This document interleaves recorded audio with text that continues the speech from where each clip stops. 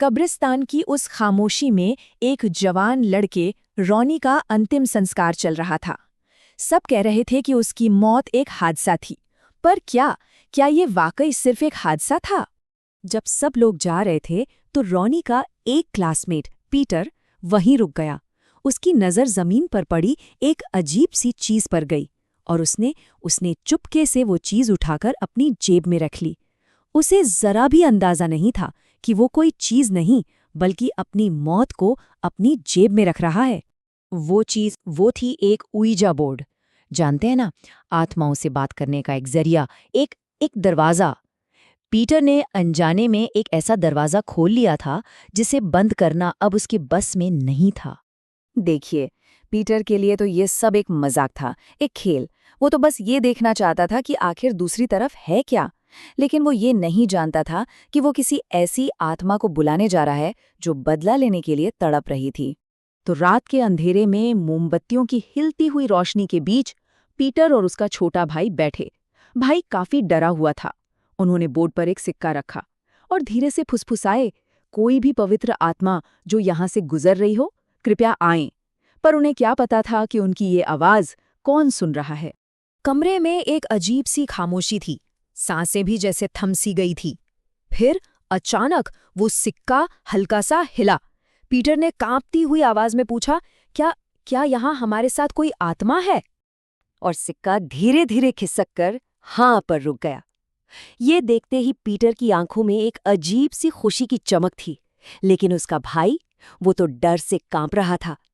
सोचिए, एक ही जगह, एक ही मंजर, पर दो भाइयों के दिल में बिल्कुल अलग अलग एहसास।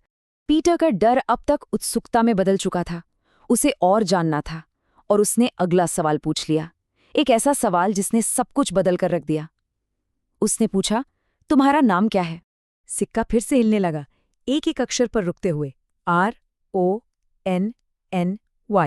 रोनी। ये वही रोनी था जिसका कुछ घंटे पहले ही अंतिम संस्कार हुआ था। अब यहाँ किसी को भी डर जाना चाहिए था, लेकिन पीटर, उसने एक और भी खतरनाक सवाल कर दिया, एक ऐसा सवाल जो उसे कभी नहीं पूछना चाहिए था। उसने पूछा, तुम किससे बदला लेना चाहते हो? सिक्के ने सिर्फ एक नाम बताया, पीटर। वो आत्मा किसी और के लिए नहीं बल्कि खुद पीटर के लिए आई थी। और तभी अचानक पीटर की आंख खुल गई। वो अपने बिस्तर पर था, पसीने में भीगा हुआ। क्या वो सब बस एक बुरा सपना था, या फिर हकीकत उस सपने से भी ज्यादा डरावनी थी। पीटर ने चैन की सांस ली।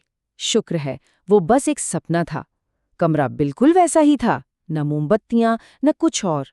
लेकिन फिर उसने अपनी अलमारी खोली और उसकी सांसें जैसे अटक गईं। उईजा बोर्ड ठीक वहीं रखा था। सपना अब हकीकत बन चुका था। वो घबराकर अपने छोटे भाई को ढूंढने लगा, पर वो कहीं नहीं था। और जैसे ही पीटर उसे ढूंढने के लिए उठा, पूरे घर की बिजली चली गई। अब वहां सिर्फ घना अंधेरा था और खौफ।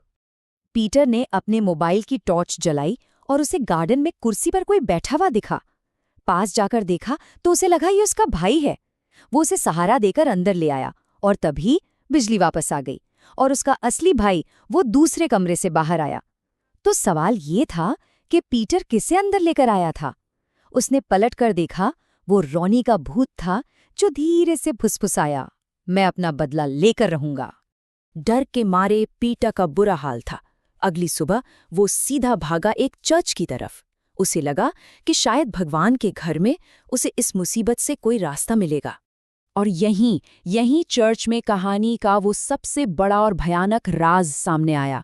दुनिया को तो यही पता था कि रोनी की मौत एक ट्रक एक्सीडेंट में हुई थी, लेकिन सच ये था कि वो एक्सीडेंट नहीं, एक मर्डर था।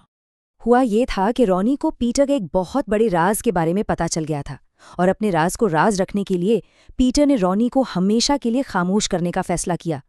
उसने पहले एक ट्रक से उसकी टक्कर करवाई, और फिर जब रोनी जमीन पर घायल पड़ा था, पीटर ने अपनी बाइक उसके ऊपर से चला दी ताकि वो बच ना पाए।